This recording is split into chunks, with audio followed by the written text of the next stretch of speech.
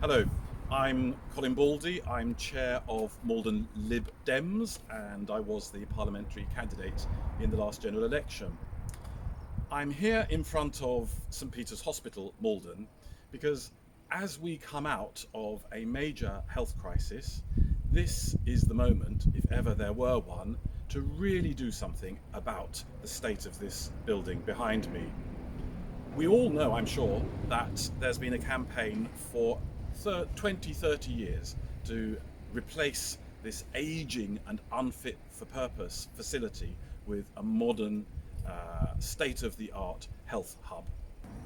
I sat down and spoke to Trevor Fernandes, who is a patient representative on the Maldon Hospital's hub.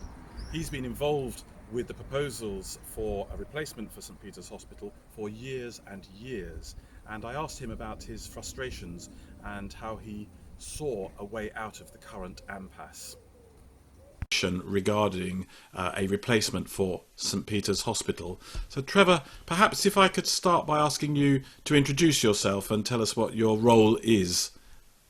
Yeah, so thank you for this opportunity, Colin. I much appreciate it. I'm a patient representative for a couple of the patient groups here in Maldon, but I also sit on the patient reference group for our Mid-Essex Clinical Commissioning Group, and I also chair the Blackwater PPG, which is a patient participation group. Right, I see.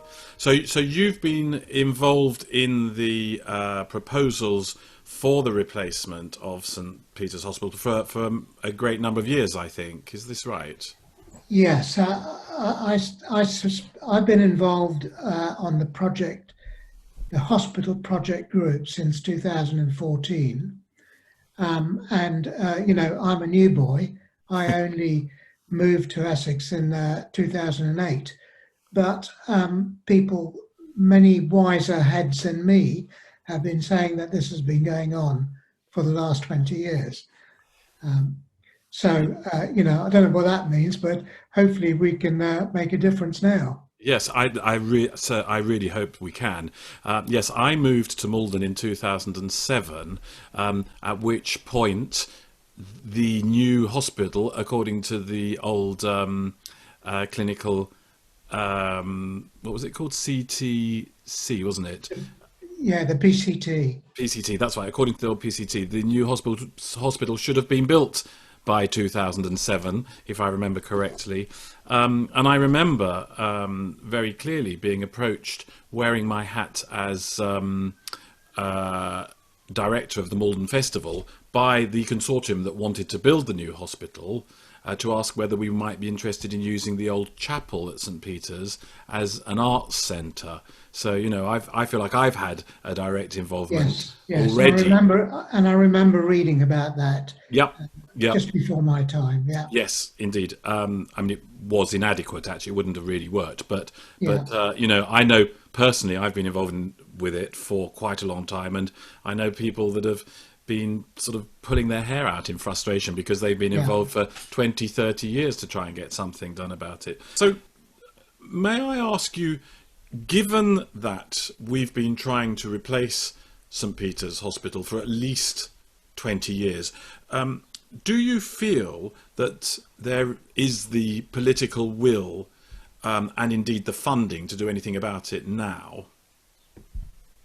Okay, so I think this is the reason why I would really like to engage the public support and the politicians' support and some of our system leaders, because that's exactly the point. I don't believe that we've got the political will to see this through.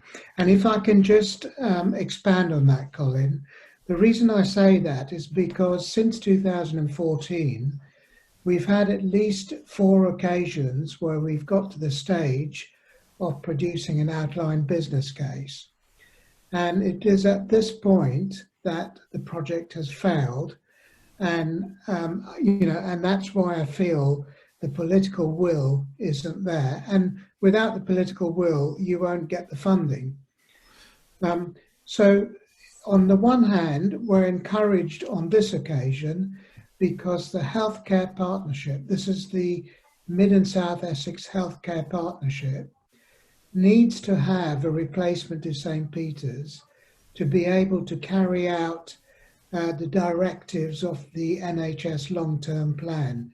So I'm referring here to the new models of care, developing services with greater patient choices closer to home in more appropriate setting, all that sort of stuff, but also to include primary care. So we have more expansion for GP services.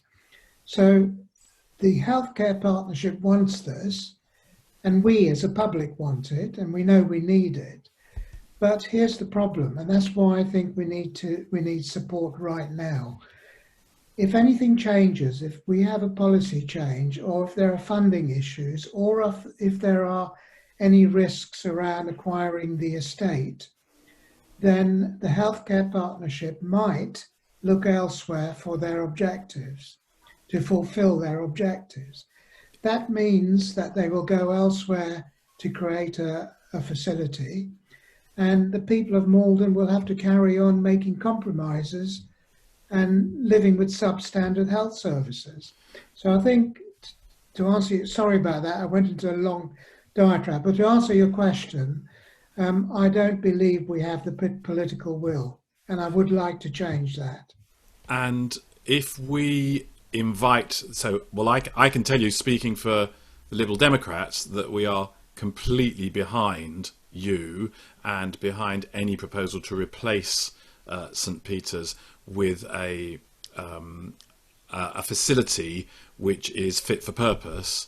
And I'm pretty sure that we can invite, I know from speaking to other candidates during the most recent general election, that we will be able to get a head of steam going with other candidates.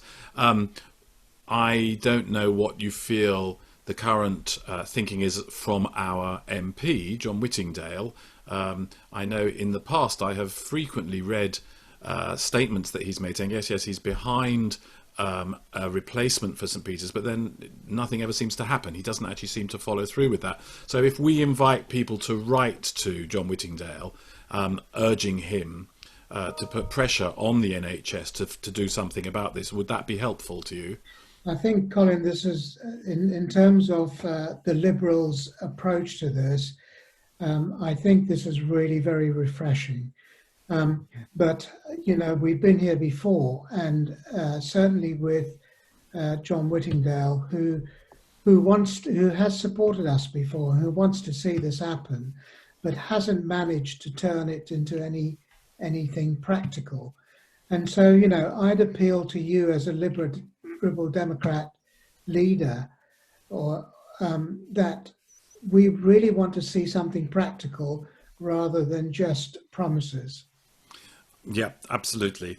Obviously, we don't in this area at the moment, anyway, have any political power. No, I understand that, but we do need cross-party support. Absolutely, and we could perhaps help put some pressure on Maldon District Council, because I also recall on many occasions in the past, again, they have made statements saying they support a new hospital, and at one point, I suspect this was over 10 years ago, because I think it might have been before the era of austerity and all of that they were talking about putting money into providing the facility themselves, but that seems to have gone very quiet.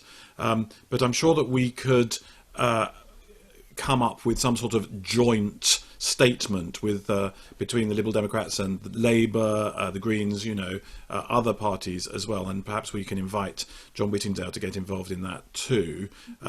Yes. I think we need to tackle this on several fronts. We need to get the public on board, and we need to try and get the public to voice their opinions to their politicians, whoever they may be. But also regarding the council, if you bear in mind that last year, before the current leader of the council took over, I think it was Fiona Marshall, who was the chief executive at Maldon Council. Yes. They took an active part in this project, and they, in fact, actually hosted the quarterly meetings. But since the new leader of the council took over, they felt that there wasn't enough commitment from the clinical commissioning group, and until they were sure there was commitment, only then will they get involved. And that's a fair position to take. So we need to try and revisit that, and perhaps ask you and your colleagues to try and approach the council to ask them to get more actively involved. But also a third strand would be to support the system leaders in Mid Essex and South Essex and the Healthcare Partnership. Remember, the Healthcare Partnership is a partnership of the 5 CCGs in Mid and South Essex. So together, collectively, they cover the whole patch. Right. So, we really need to approach them and encourage them to keep going with this. Yeah, and can I just observe then that this, coming out of a major public health crisis, this would seem to be absolutely the right time to be trying to push this forward, wouldn't it? Particularly, well, because the risk has increased. yeah, Simply because, if you can imagine, people are going to be preoccupied with trying to redesign services coming out of COVID. And that will take a priority over everything else. So you can see how easily the Maldon Hub could be seen as a distraction. I can see that entirely. But of course, at the moment, we are currently witnessing a huge amount of house building in the district, which is going to increase the population enormously. And surely we need more healthcare facilities rather than fewer healthcare facilities, and healthcare facilities closer, as you said earlier, to the people. It's bad enough for us living here in Maldon. There isn't a minor injuries unit at the moment at St Peter's, and so we have to go to Broomfield in Chelmsford. Now, if you live in Burnham or Southminster or anywhere else on the Dengie, that is a major journey. Yeah, Colin, you've put your finger right on it. The expansion of Maldon Town, certainly by 2021, we're expecting another 4,500 people, as you know. The new Maldon Hub facility that is being proposed is being designed to accommodate that expansion, and beyond that to something like 15,000 people by 2029. So you can imagine, if this gets shelved or delayed or even put aside, we are going to have huge problems. We don't have the capacity now with current health services in primary care. So with the additional 4,500 people by the end of next year, we will all be struggling. Yeah, I know people. It is a constant complaint that people can't get appointments at one of the two Yeah. GP surgeries. Yeah, I think also you mentioned the Dengies. I think the Dengies are an area of particular risk because they've suffered the consequences of being out on a limb, out away from the town, and they're constantly having to deal with access problems. Yes. And many people don't just have a car to jump into or jump into a bus, or although some of the public transport is working quite well, we need to be especially mindful of what they are having to deal with. Yeah, yes, and I know that obviously we've got quite a few members on the Dengie, and Yeah. as you will know, the roads are not wonderful, and very often they have to send the air ambulance because they can't actually get the ambulances there quickly enough. So it just seems to me that as we are improving, because it's not just Maldon, Burnham and Southminster are also experiencing enormous house building. As the population generally in the district is expanding, we need some joined up thinking, and we really do need to have healthcare as close to the people needing it as possible. And I believe I'm right in saying that it's not just Maldon and the Dengie, and I think people from Southwood and Ferrers get referred up to St Peter's as well, don't they? Yeah, absolutely. Southwood and Ferrers is, is one of the closest areas in terms of logistics to us, and they rely on services here as well. Yeah, And it will affect them because there is no other alternative. I think if I may, Colin, if I can just recap on the reasons for the Maldon Health Hub. One of the things that they're planning to do is develop this health hub to accommodate all of the current services at St. Peter's, including the stroke rehabilitation beds and a small number of beds for maternity services. So we're getting everything that we have at St. Peter's in this new health hub, wherever it might be. Um, Adding to that, it fulfills the purpose of the healthcare partnership in developing the new models of care. And that is the things we've already mentioned about integrating primary care, bringing in social care, and trying to make sure that services are delivered closer to the community, and giving patient choice. That's important. One of the things that we never quite managed before was to try and get some joined up services. Now, the new models of care plan to do all of those things. So, and then you add to that the third thing, which is the expansion for the community, the extra 4,500 people. So if you can imagine that this new health hub is almost like a silver bullet. And without it, we will continue to struggle and put up with a compromised health service. Yeah. And I think the people of Maldon have done this for long enough, and it's time for change now. Yeah, and just picking up on the comment on social care, I mean, that has been thrown into sharp focus during the COVID crisis, hasn't it? With the inadequate response to protecting vulnerable residents in care homes and things. And yes, it has. Yeah.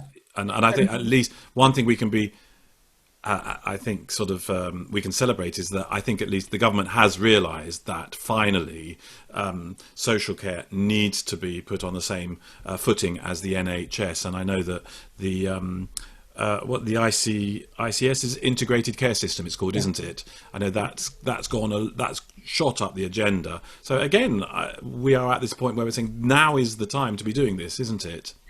Absolutely, more so than ever. But also, just to expand on what you mentioned about about social care, the healthcare partnerships consist of the three top tier borough councils. So, and remember, they are being funded additionally in the transformation funding to deliver some of the health and social care services. They are part of the partnership. So they are ideally placed to do this. And to be fair, what I will say is that all of the stakeholders are wanting this to happen. The borough councils, the system leaders in our health services, the public, we all want this to happen, including NHS England. But the cynical side of me says, I've seen this before, and so I want to be proactive now, not wait till it fails. Now's the time we need to engage the public. Yeah, absolutely. And the politicians and you. Hence, we're talking to you. Yeah, indeed. And so we will do all that we can to encourage the public to put pressure on the politicians and on the organisations with the power, the people that can actually make things happen. We are going, Trevor, we are going to put an online petition up as well, because actually they are very effective ways of, getting people's feelings across to the politicians. So we'll be doing that. And as I said earlier, I think if people write to John Whittingdale and perhaps write to Maldon District Council as well, then everything we can do to encourage the participation of the public, we will do. I think that's really key. Yeah, and I think that's a good start. But that is only a start because there will be other barriers and challenges that we will come across.